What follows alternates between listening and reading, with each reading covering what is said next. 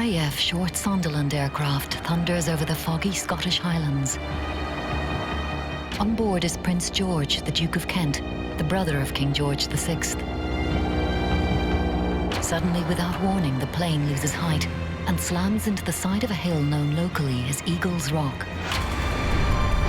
The crash kills everyone on board except for the rear gunner, who's somehow thrown clear of the burning wreck. He's left to wander the misty hillside, dazed, lost, and alone. It seems like a tragic accident, but is there something more to the crash than meets the eye? There are theories, inevitably, that there were dirty deeds afoot in disposing of him. For 70 years, the crash that killed the Duke of Kent has been surrounded by mystery. Conspiracy theorists have suggested that he was in fact assassinated. But why? Who could have wanted him dead? And can the riddle ever be solved? It does make you wonder whether his recollections are what's been suggested to him or what he actually remembers. Allegations of a cover-up remain. Why is it that the official records have never been found?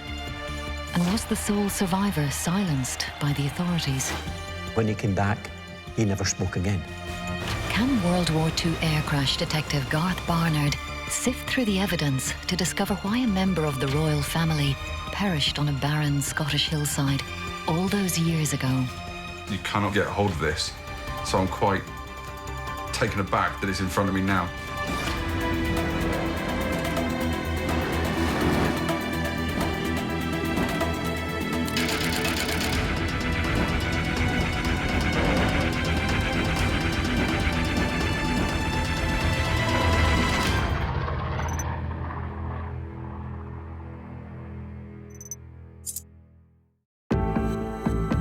For 2 decades, Garth Barnard has been investigating World War II RAF air training crashes.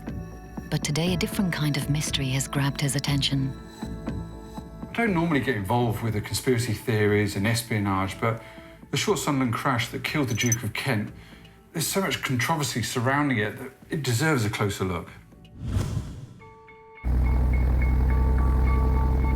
As the Duke of Kent made himself comfortable inside the short Sunderland seaplane, the Australian pilots, Pilot Officer Sidney Smith and Flight Lieutenant Frank Goyen, prepared for takeoff.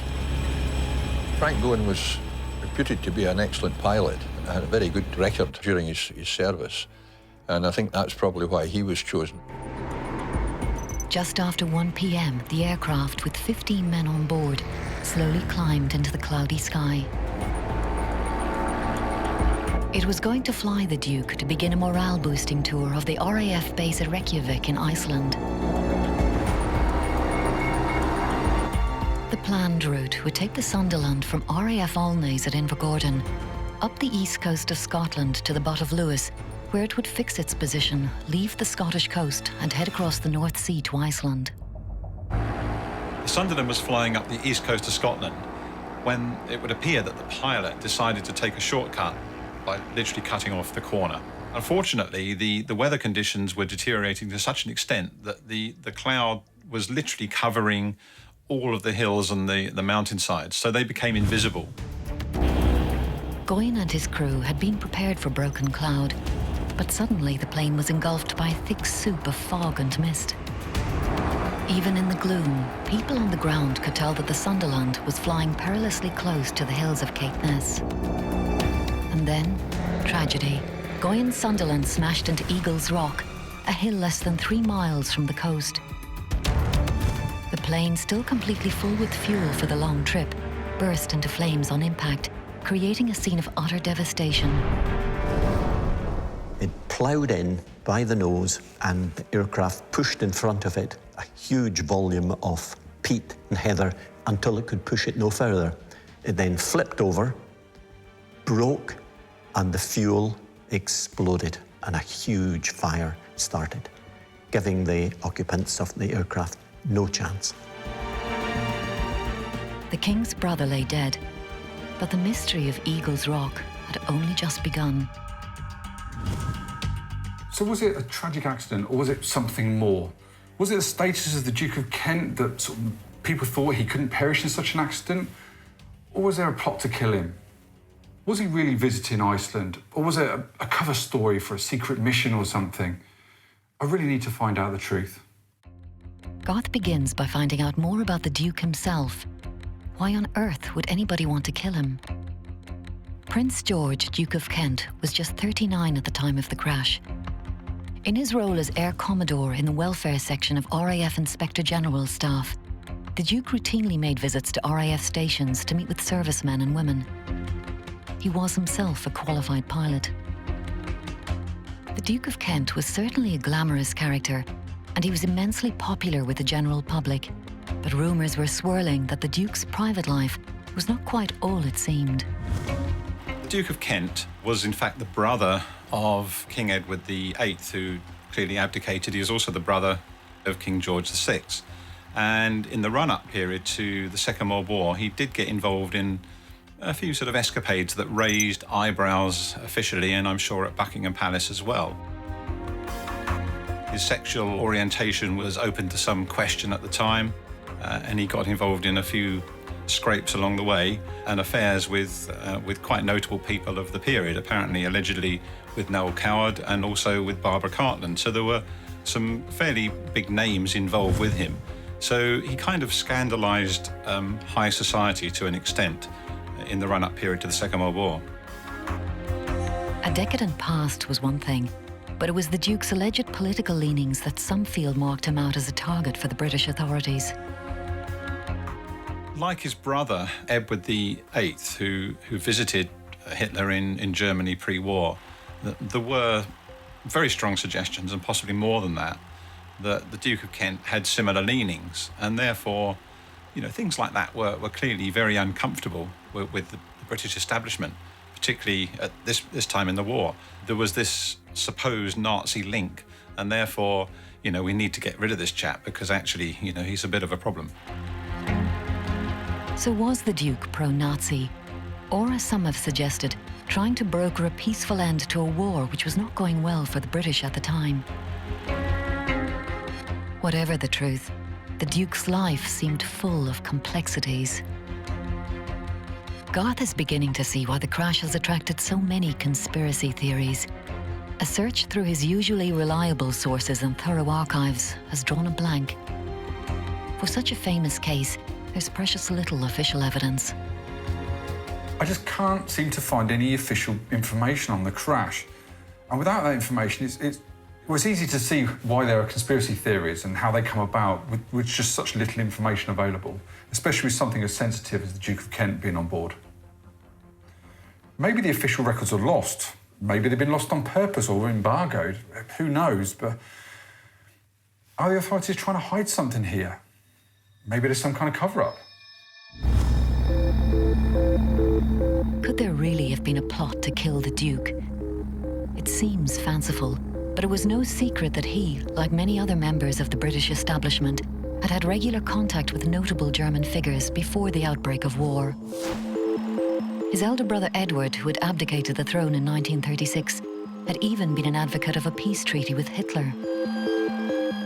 Edward had been dispatched to the Bahamas to keep him out of trouble. But was it felt that the Duke of Kent might present the authorities with a similar political problem?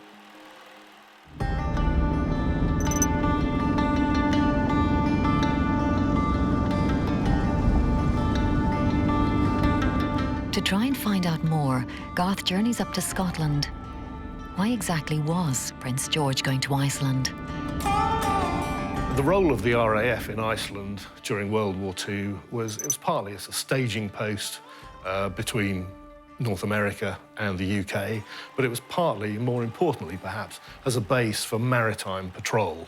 It was somewhere from where they could keep an eye on the North Atlantic and to some extent the North Sea. Like all members of the royal family during the war, the Duke's movements were a closely guarded secret. Those entrusted with his safety were men whose war was fought well away from the gaze of the public, in the skies over the North Sea and the Atlantic Ocean. Flying their short Sunderlands and Catalina flying boats, they played a deadly game of cat and mouse with the German U-boats that were a constant menace to the vital convoys supplying Britain. They were called Coastal Command. it was obviously dangerous from the point of view that they had to fly in all weather. Regardless what the weather conditions were, they had a job to do, which was to protect the convoys and also to do anti-submarine patrols. So they had no option. It wasn't a matter of just fair weather flying. But it was, you know, it was away on the coast. People didn't know an awful lot about it. And of course, where the bases were very heavily restricted. You couldn't come in and out as you liked. And the result of that was that people didn't hear very much about Coastal Command, but they did a very essential job making sure that the convoys got where they were going as safely as possible. One of the bases controlled by Coastal Command was RAF Oban on the west coast of Scotland. To get there, Garth crosses Oban Harbour to the Isle of Kerrera. It was here that short Sunderland W4026, flown by Frank Goyen and his crew, was based. As one of the most experienced pilots in Coastal Command, it was the Australians' job to get Prince George safely to Iceland. He would pick the crew that he felt supported him as best as possible. So his members in the aircraft would be probably his best choice to fly with him to do all the ancillary duties that were required. But he had a very good reputation as a pilot, so that was probably why he was chosen to do that particular flight. Also flying that day was Goyen's boss at 228 Squadron, Wing Commander Thomas Moseley. Moseley was another expert pilot and navigator, and as commander of the squadron, he felt that he should be on the flight to accompany their VIP guest. So a crack team had been assembled for the Duke's flight, which was to be made in one of the RAF's most reliable aircraft. It was the workhorse of Coastal Command, the short Sunderland flying boat. The short Sunderland flying boat was really the right aircraft at the right time for RAF Coastal Command. It was a brilliant design. It was a four-engined, high-wing, stressed skin flying boat. And it's kind of what it says on the tin, a flying boat. The fuselage has a boat hull, which means the aircraft doesn't need to depend on airfields with conventional runways. It can land and take off from water, so it could operate even from quite rough seas. Bear in mind, though, that the Sunderland was a big aeroplane, so it didn't have a fighter-style climb rate. You could open the throttles and ask it to climb. It would take a while to get there, and for that reason, it was pretty undesirable to fly over mountainous regions. Garth leaves Kerrera to trace the story of the Sunderland's last few days. On Sunday, 23rd of August, Goyen's Sunderland leaves Oban to fly up the Caledonian Canal towards Invergordon, where they were to meet the Duke and fly on to Iceland. As Garth walks along the shore from where the Duke took off on the 25th of August 1942, he considers one fascinating theory. Was the Duke really going to Iceland, or was it somewhere else?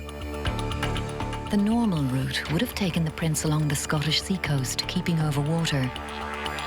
So how and why did he end up inland? One controversial theory is that the Duke was going to meet Hitler's deputy, Rudolf Hess.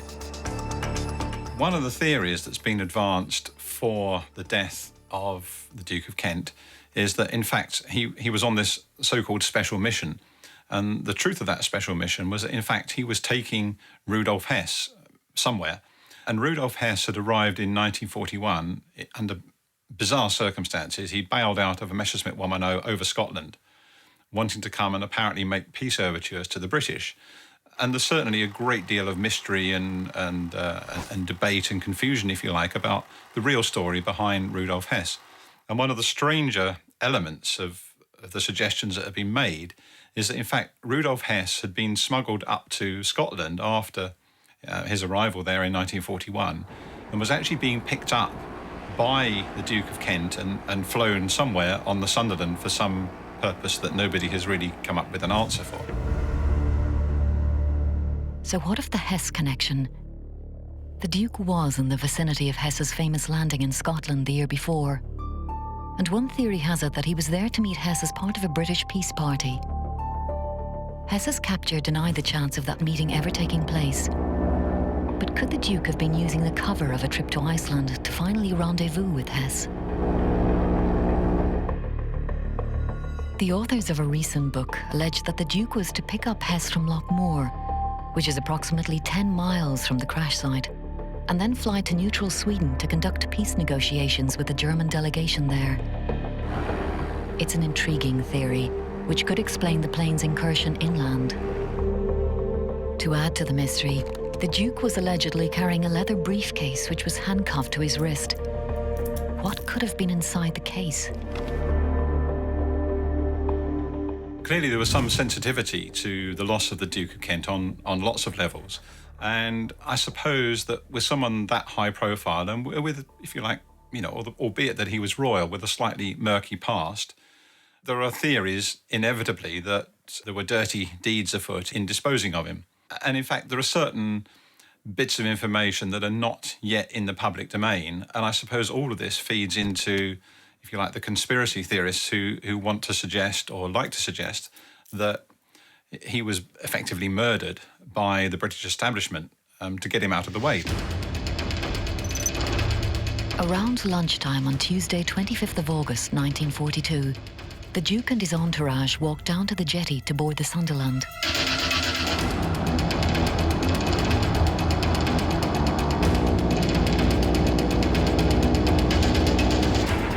The plane slipped its moorings at 12:50. 20 minutes later, it climbed into the sky. Around 30 minutes after that, the Duke of Kent was dead. For Garth, there's plenty of speculation, but a frustrating lack of official documents. The British archives have not given him any information. But what about those of another country? With Australian crew members on board, could Australian war records be any more helpful? Well, I've just accessed, or in the process of accessing the National Archives of Australia to see if I can find anything there on Goyen. I'm searching for Goyen and there's nothing here, not that's available to look at. With no luck in finding out any more about Goyen, Garth turns his attention to the second pilot, Sidney Smith. Well, it looks like I've found all the official data. There's 87 pages, so there's quite a bit to go through. It's fascinating stuff. Details on him, a bit of personal background, lots of rubber stamps, as you'd expect. And we have the Court of Inquiry investigation, which I didn't think was available. There's been obviously lots of talk that this you cannot get hold of this. So I'm quite taken aback that it's in front of me now. This is the key to who was doing what, who was on board, who was flying, who was at the controls at the time of the aircraft, or hopefully who was at the time of the controls, and make all the confirmations of who's who and where they were and what they were doing. This is key. At last, Garth has the elusive document in his hands. Can it answer a fundamental question? Who exactly was at the controls that day? Because a startling fact comes to light. It is Wing Commander Moseley who is listed as first pilot. According to the document, Sidney Smith was not at the controls that day. I'm just looking at this report now to try and ascertain who was at the controls when it crashed. Initially, it says that the pilot was Goyen. It states that quite clearly. But Goyen is also listed as the captain. There's also the first pilot, which is Moseley, and second pilot, Smith. But on the next page, it says here that first pilot Moseley is listed at the top, not second, where I'd expect Goyen to be at the top. But actually, Moseley is at the top, which may suggest he was at the controls. The report contains many witness statements from people connected with the flight, including meteorologists and maintenance staff, but also the surviving rear gunner, Andrew Jack. Reading through this further, I'm looking at witness statements now. Just got Andy Jacks in front of me. He's being asked questions at who was at the controls of the aircraft. Why would they be asking that? I'm not so sure at this point.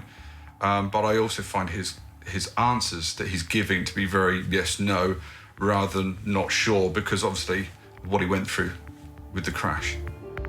Even though Jack's evidence lacks detail, Garth believes that it raises some doubt as to who was actually present in the cockpit. Why else would it have asked, who was in the second pilot's seat? Was it Moseley? Smith, or even the Duke himself. With no evidence of any mechanical problems, the Court of Inquiry report lays the blame squarely at the door of Captain Goyen. It concludes that he changed his flight plan for reasons unknown, and that this sudden lack of judgment was quite unpredictable. As far as they were concerned, case closed. Except that Garth has uncovered another surprising detail.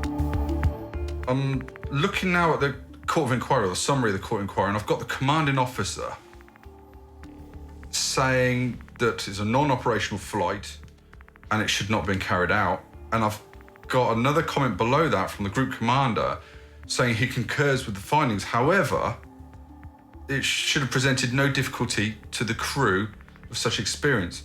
Now, I've seen a lot of these, and I've never seen that where a group commander who would concur 1 minute would sort of stay that over the top of the commanding officer. I find that very, very strange. Very strange.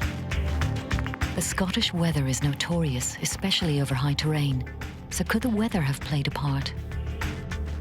When the Sunderland crashed into the mountainside, the visibility was very poor. Effectively, the aircraft was flying in cloud with nil visibility, and the pilot just didn't see the mountainside. Now, aircraft flying into mountains and high ground in the United Kingdom or anywhere, come to that matter, during the Second World War were a very, very common occurrence. It happened all the time, and what you have to bear in mind is that the navigation on these aircraft at that time was pretty basic. Essentially there were no electronic aids. It was all down to, if you like, the Mark I eyeball, maps and dead reckoning and that kind of navigation. And they were very susceptible to weather conditions, and when the weather could change very, very quickly in any case, particularly in those sort of mountainous regions in Scotland.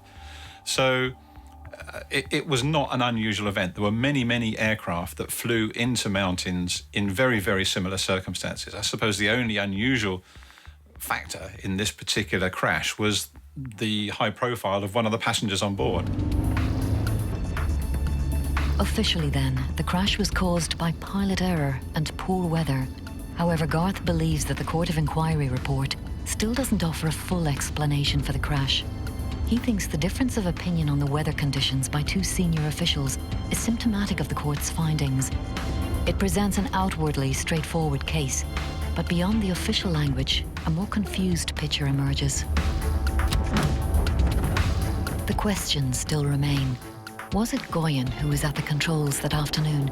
And if so, how did a vastly experienced pilot come to make such a terrible error of judgment? If it was Goyen flying the plane, was he following orders to take the Duke's party to a secret rendezvous inland?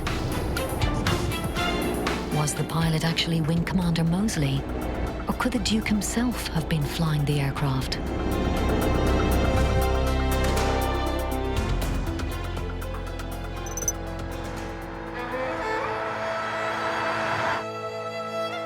Garth has now travelled up the east coast to try and reach the remote crash site and has enlisted the help of local rambler Jeff Leet.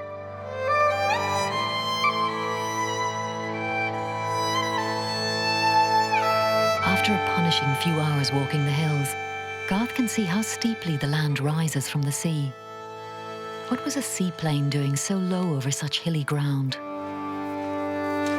In the shadow of the Eagles Rock crash site, Jeff tells Garth more about the plane's last moments. The area behind is Eagles Rock, and you can see the monument, which more or less marks the spot where the Sunderland splattered itself on the hilltop. And there's absolutely nothing left of the plane now, not surprisingly. It was a long time ago. It would have flown in more or less above us where we're standing. So we're directly above us? Pretty well, yes. What sort of visibility, sort of distance-wise, was it at that time? Very poor, I would think. I would think they'd no idea they were over the hills, or they would have been somewhere else. So with the height where the actual aircraft crashed into Eagles Rock, how much, I mean, the topography of the land, how does the land lie? Could they have missed it? I mean... It's about 800 feet high, and if they'd been going, 50 foot higher, they'd have missed it. But there's another 900 foot high one hump just a little beyond, so they were in bad trouble. They were in bad trouble. Yeah. I'm told there's a groove. There's a groove in the groove ground? left in the ground. OK, should we go and have a look? Let's see if we can find the groove.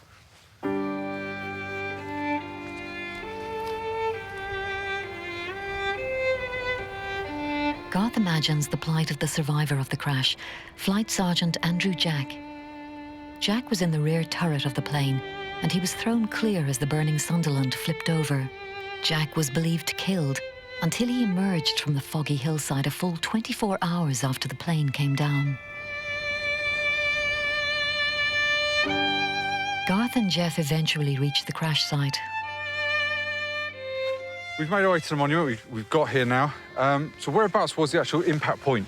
Well, the impact point appears to be sort of diagonally back there. There's a big depression, and the scatter of all the bits and pieces of the plane spread up here. And, in this direction here? In that direction. And presumably the tail gunner, Jack, was sort of thrown clear in that general direction. And that's where I gather the Duke's body was found, and that's where there's now a little monument recording this sad spot. With the debris in this direction, is there any debris left over there to see?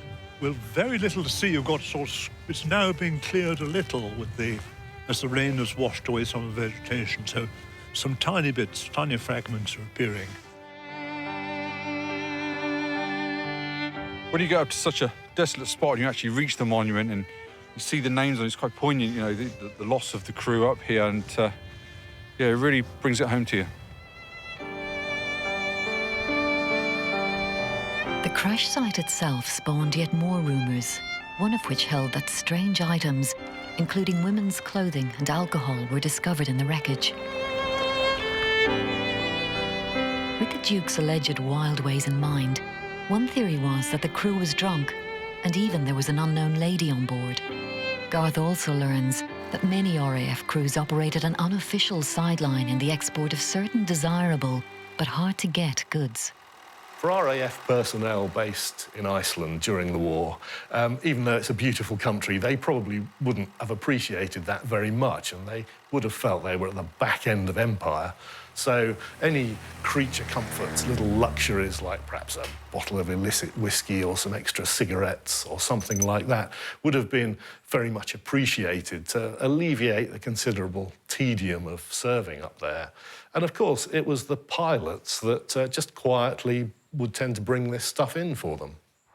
The visit to the crash site has helped Garth to dismiss the so-called Hess theory. The alleged Lockmore pickup point is to the northwest of Eagles Rock. The plane came down on the southeastern face of the hill. If it had landed there and was returning to its original route to either Iceland or Sweden, then surely the plane would have hit from the north or west. For that reason, many believe that the Hess theory just doesn't add up. In my view, it's complete nonsense that Rudolf Hess was on that aircraft and he'd been picked up by the Duke of Kent. If that was the case and Rudolf Hess was killed on board that particular Sunderland, then who on earth was the Rudolf Hess that was in prison and later went to the Nuremberg war trials and spent the rest of his life in prison? And again, there are lots of conspiracy theorists who say, well, actually, it wasn't really Rudolf Hess, it was somebody else. So there's lots of conspiracy theories that kind of feed into this one of the Duke of Kent. Although there seems little hard evidence to back up the more colourful theories about the crash, the fact remains that the Sunderland was way off course. There must have been a more conventional reason for the accident. 5 miles away from the crash site in the coastal town of Dunbeath, Garth meets George Bethune. George's father was a local policeman who, together with colleague James Sutherland, rushed up to the crash site on the day. They cycled up to what we call the gravel pit, and they could smell. The fog was thick, but my father said you could smell it.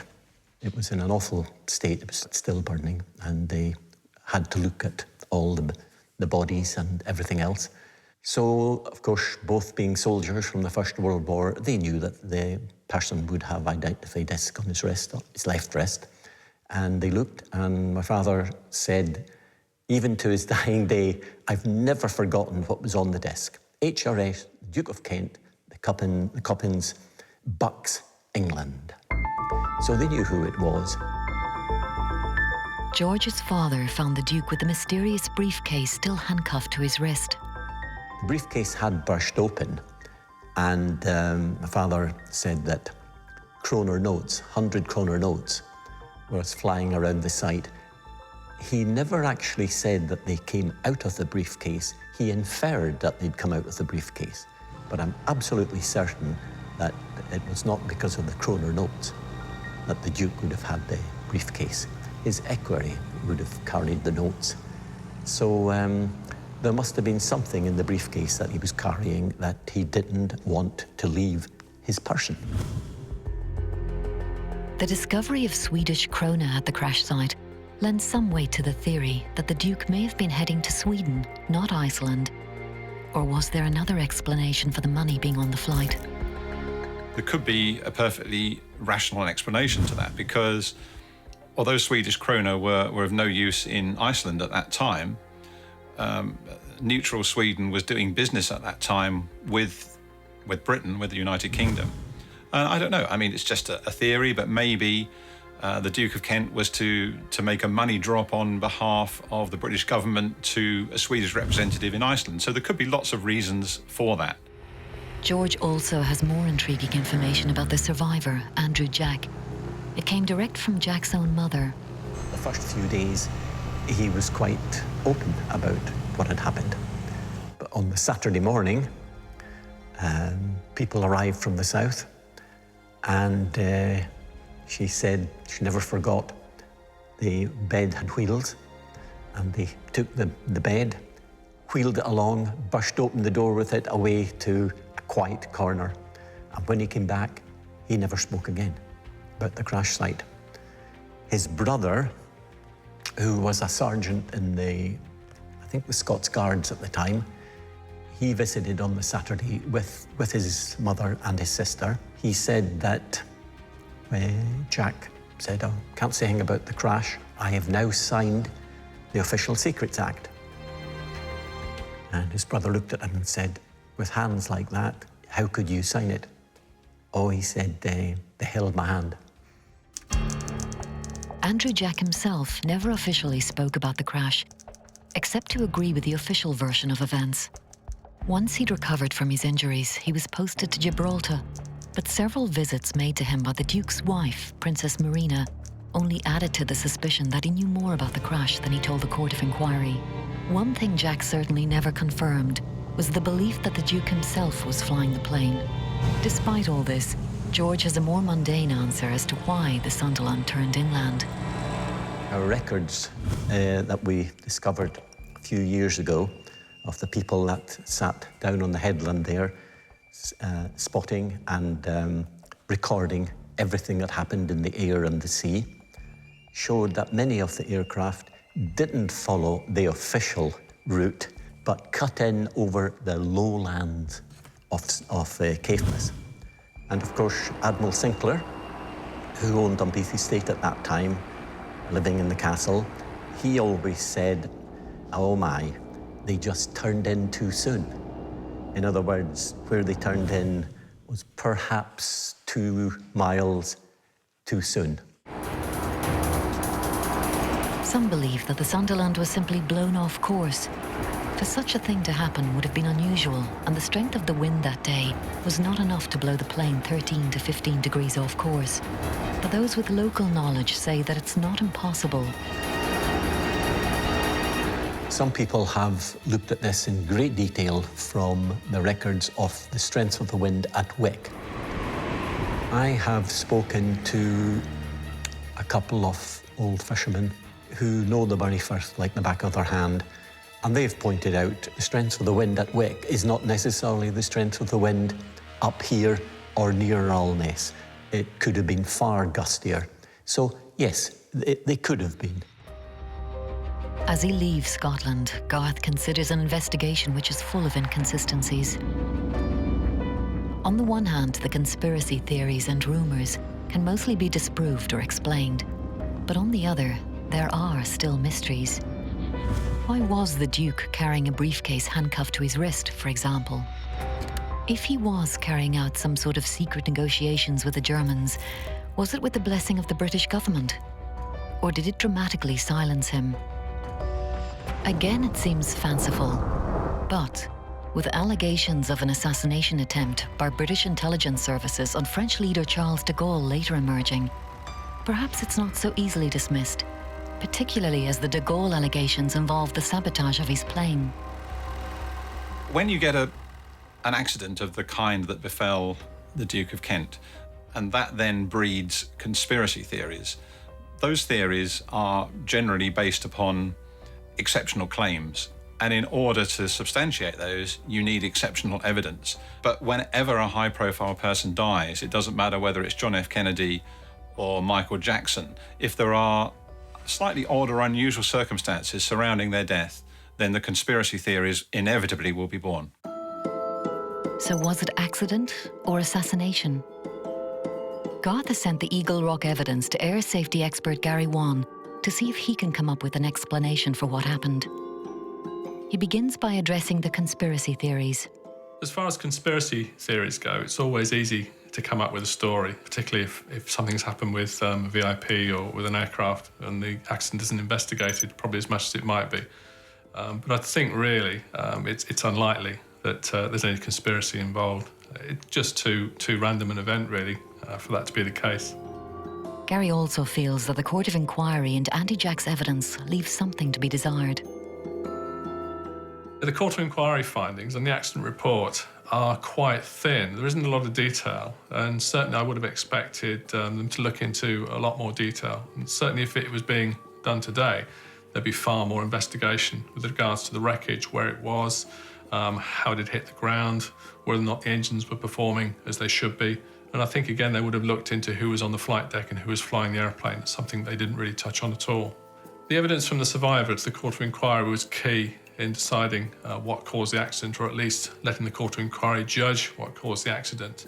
It's quite interesting, the survivor seems to have clear recollections of some part of the accident, the aircraft descending, people talking on the intercom. But it's not unusual in these cases for the survivor to have no recollection whatsoever, and it does make you wonder whether his recollections are what's been suggested to him or what he actually remembers, bearing in mind he did have large blanks about the accident itself. They wanted to sort out what the cause was quite quickly. The evidence coming from him was key, and it may have been a case that they suggested to him what might have happened, and that was what he came up with and what went into the report. The Sunderland had an experienced crew and even a primitive form of radar for detecting coastlines and submarines. So how does Gary explain the navigational error that saw them fly into Eagles Rock? Even though the weather wasn't particularly good, the flight was a routine flight. So there's a possibility that the navigation was being done in a quite straightforward fashion. They departed on a known heading, they allowed for the wind, they probably descended below the cloud over the sea. So it was just a case of turning inland at a point they wanted to shorten the route, and maybe even had the coast in sight. But it doesn't necessarily mean the radar was switched on, the navigators were sitting watching the maps. Because it was such a routine flight, that may have led them into a degree of complacency, which could lead to a mistake being made. It's happened in the past where a pilot conducting a flight they've done many times before, in an aircraft they've flown many times before, has made a very simple but costly mistake. From the evidence, what does Gary think happened to the short Sunderland? I believe the accident may have been caused when the pilot descended over the sea quite safely and then turned to cut the corner, fly over land over the north of Scotland, and was just caught out by the weather conditions and the low cloud. As the aircraft was routing to the northeast, depending on the weather conditions at the time, the pilot may have elected either to try and climb above the cloud or descend down below it. If he was going to descend below it, the safest thing to do would be descend over the sea. If there'd been an onshore wind, then the aircraft may have been more to the west than they thought. So when they descended and turned to the northwest, there's a chance they weren't quite where they thought they were, and they may have been surprised by the high ground as they descended through the cloud. The fact that there was one survivor from the aircraft, who was the tail gunner, suggests that when the aircraft hit the hill, it was a fairly glancing blow. So there's a very good chance that the pilot did come out the bottom of the cloud or saw the rising ground as flying towards it and tried to pull the aircraft up above the hill. Didn't quite make it, and the aircraft hit the hill at a fairly shallow angle. Wasn't an unusual occurrence. It happened then, and it still happens today. It's known as controlled flight into terrain. Could there have been another factor that contributed to the controlled flight into terrain? With Goyen's superior as first pilot, and even the allegation that the Duke himself could have been flying, a modern military term called cross-cockpit gradient may have played a part in the tragedy. Former RAF and commercial test pilot Chris Roberts explains more. If you're in a military environment, you've got a VIP on board, and he has an aviation experience, then it was quite normal, and indeed still is quite normal, for them to be allowed to do a little bit of the flying. And the problem then comes for the other pilot immediately engaged in one of the two seats, the tact and the diplomacy and the perceived ability he's got to intervene as readily and as quickly as he may need. There was another accident which is much more recent, where a Vulcan coming back from an overseas trip into Heathrow, which was being flown by an air marshal, ended up crashing, and the person who was blamed, quite rightly, was not the air marshal, but the other pilot at the front of the Vulcan who should have prevented the accident. One of the aspects could well have been that adverse gradient, whereas a lowly person, you don't want to jump in on a much more important person and intervene as soon as you should. Back at home, Garth has reached his own conclusions about what actually happened to the Duke of Kent's aircraft. Garth believes that the weather was mostly to blame. The weather in Gordon was good for takeoff, but the visibility deteriorated badly as they reached the area of Dunbeath. Garth thinks that the Sunderland crew intended to shorten their journey by cutting across the lowlands of Caithness, but that a southeasterly wind blew the aircraft off course. As crews regularly did this, then they probably thought it wasn't dangerous, but unfortunately for Goyen or Moseley, when they popped down below the clouds to assess their position, they realised it was too late, pulled up, but by that time they'd already crashed into Eagles Rock. As with so many famous incidents, some people have inevitably looked for sensational reasons for the Duke's death. But Garth feels that the conspiracy theories don't stand up to scrutiny. In my opinion, there's way too much fantasy surrounding this crash. If the British really wanted the Duke of Kent assassinated in a plane crash, it would have been on bomb on board over the North Sea or something like that. Why would you risk an accident on a mountainside where people could survive, which they did, and where there's plenty of witnesses that could see what actually happened? No, not for me. It's Garth's view that the Duke and the others who died with him were just the victims of a tragic accident. With that said, he concedes that some aspects of the crash don't have a complete explanation. What was in the Duke's briefcase and why did he have it? Was there Swedish money in there? What was that for? Who was actually flying the plane? Was Goyen flying the plane and his boss Moseley then took over? Perhaps he didn't like what he was doing or how he was doing it? Who knows? We'll perhaps never know. Even if the crash was an accident, I'm open to the fact that the Duke may have been on some sort of covert or secret mission. It's one mystery that will never be explained.